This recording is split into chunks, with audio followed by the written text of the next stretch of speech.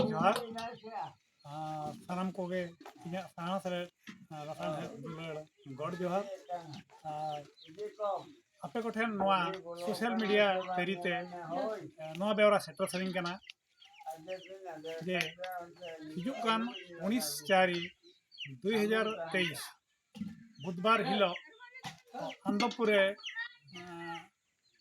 अब नोआ चिल्ली की धरा रे जहाँ जहारगढ़ को रपुल ले उनको कुर्बी को साथे तमाम तमाम जाति को और उनको को नितो धरिते बाको अरेस्ट करना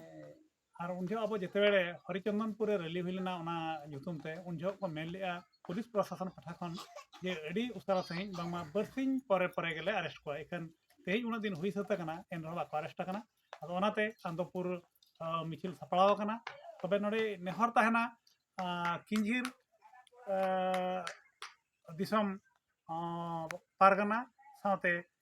भारत जाकत मंची पारगना महल किंजीर जिला पीड़ पारगना को अतु मंझी को साथे मणे को और गखुड़िया गमके को लासेर हतांग सावता दरदिया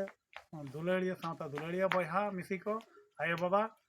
सानाम कोठे नेहर तहन कना जे इना हिलो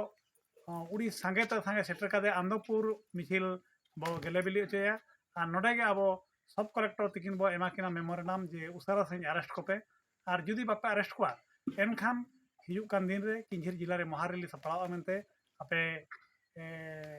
ओना ओडे बो गलत गोटाया तबे दोहराते आरहन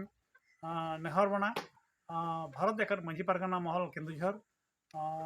किंझिर दिसम पारगना कमिटी केउंझर जिला पीड़ पारगना गमके को और सानाम कमिया को साथे अतुरिन सानाम अतुरिन मंझी को गखुड़िया गमके सावता दरदिए लासेर हतांग आयो बाबा बयहा मिसी को बियो आसेका आंदोपुर साथे आसेका मुद बखुल रारंगपुर रिन सानाम गमके को ठेन नेहर तहन कना इना हिलो बांगमा 19/4/2023 बुधवार हिलो अड़ी सांगे ते सांगे सेटर काते नुआ आंदोपुर मिचिल जेमन बो गेले बिली चया अब जहां आसाकान जो आसा मने मेना ओना जेमन पुरोवा एखन जुदी बाय पुरोवा बाको अरेस्ट को एनखान दो महारेली लगी सपड़ाव बो दोहाय दिलो तबे मा नुआ बेरा नाम काते सानाम को उसे पे सेटरा साथे ना वीडियो एडिट पे शेयर मेनते आपे नेहर थान कना जतो को गे इना दुलाड़ी जोहार।